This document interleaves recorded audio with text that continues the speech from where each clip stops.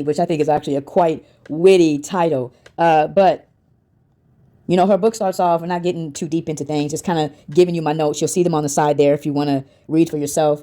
Sorry if the punctuation and all that. I'm doing this, you know, as I am riding the bus, as I am doing this. I'm just writing down these notes as I'm listening to it. So, but yeah. So one of the first things that really stood out to me was Denise hearing the gospel for the first time, the gospel of Jesus Christ, the good news, at such a young age, and it brought her to tears. And for anybody to hear the gospel and it bring you to tears shows there's a conviction. There's something that's happening in the heart. So I thought that was quite interesting that she was so young and being impacted by the gospel. Some of the things that Denise would ask, she would always carry around her Bible. And so I wrote down that even back then, she knew that the Bible had all the answers. Even back then when she was a little baby. Like, who's thinking like that at 5, 7, 8 years old? Denise Mathews, okay? Man, and the torture, again, not just abuse, but the torture that she went through in this book. I'm not going to get into details of it, but she almost got whooped like Jesus did, okay? I'm just keeping it real.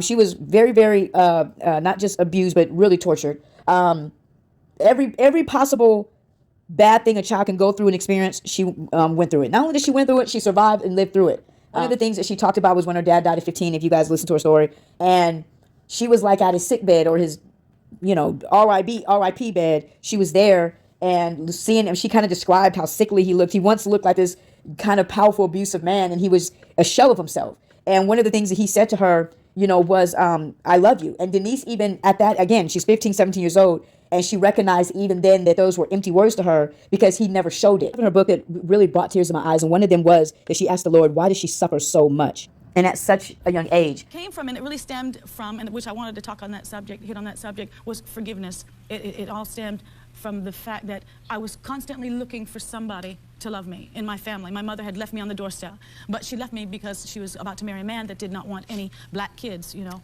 my father. But he said that he was not my father.